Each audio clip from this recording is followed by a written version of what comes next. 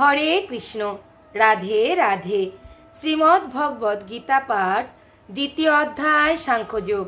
ওং নমো ভগবতে বাসুদেবায়। ওং নমো ভগবতে বাসুদেবায়। ওং নমো ভগবতে বাসুদেবায়। শ্লোক ৬৮। তস্মাৎ ইয়স্য মহাবাহ নিগৃহীতানি সর্বস্ব ইন্দ্রিয়াণি ইন্দ্রিয়ার্থেভ্যো তস্য প্রজ্ঞা প্রতিষ্ঠাতা।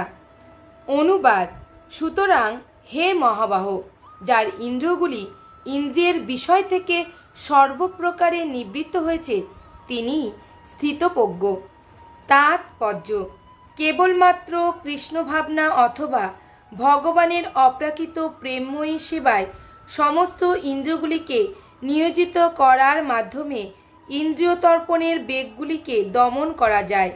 যেমন উচ্চতর শক্তি প্রয়োগ করে শত্রুদের দমন করা যায়, ইন্দ্রিয়গুলিকে তেমনি উপায়ে দমন করতে হয়।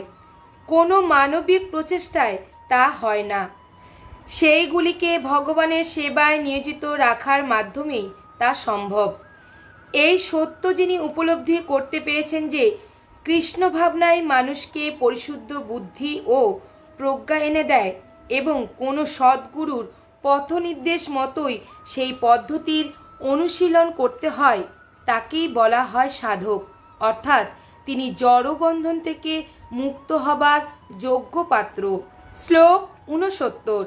ইয়া নিশা সর্বভূতানাম তস্যাম জাগর্তি সংযমী ইয়াসাম জাগ্রতি ভূতানি সা নিশা পশ্যত মুনে।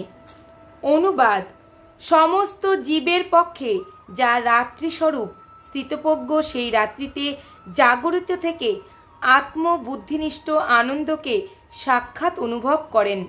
আর যখন সমস্ত জীবেরা জেগে থাকে তখন তত্ত্বদর্শী মুনির নিকট তা রাত্রিস্বরূপ। তাৎপর্য: এই জগতে দুই রকমের বুদ্ধিমান লোক আছে। এক ধরনের বুদ্ধিমান লোক ইন্দ্রিয় ভোগতৃপ্তির উদ্দেশ্যে বৈষয়িক ব্যাপারে খুব উন্নতি লাভ করে, আর অন্য ধরনের বুদ্ধিমানেরা আত্ম অনুসন্ধানী এবং আত্মতত্ত্বজ্ঞান লাভের যে চেষ্টায় সদা জাগ্রত। আত্ম অনুসন্ধানী সাধু বা চিন্তাশীল মানুষের কাজকর্ম জড়জাগতিকভাবে আচ্ছন্ন মানুষদের কাছে যেন রাত্রির অন্ধকার বলে মনে হয়।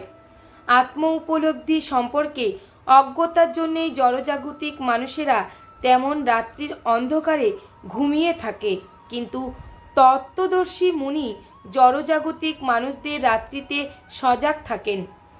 সেই সময় সাধুজন আধ্যাত্মিক চর্চার ক্রমশ অগ্রগতির পথে অপ্রাকৃত আনন্দে উপলব্ধি করেন, আর তখন সংসারী লোক রাত্রিতে ঘুমিয়ে থেকে নানা রকম ইন্দ্রিয় উপভোগের স্বপ্ন দেখে এবং সেই স্বপ্নে সে কখনো নিজেকে সুখী মনে করে, কখনো ঘুমের ঘরে দুঃখীও মনে করে।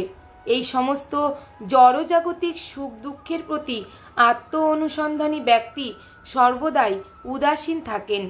তিনি জড়জাগতিক প্রতিক্রিয়ায় সম্পূর্ণ নিষ্ক্রিয় থেকে আত্ম উপলব্ধির কাজে সচেষ্ট থাকেন। হরে কৃষ্ণ।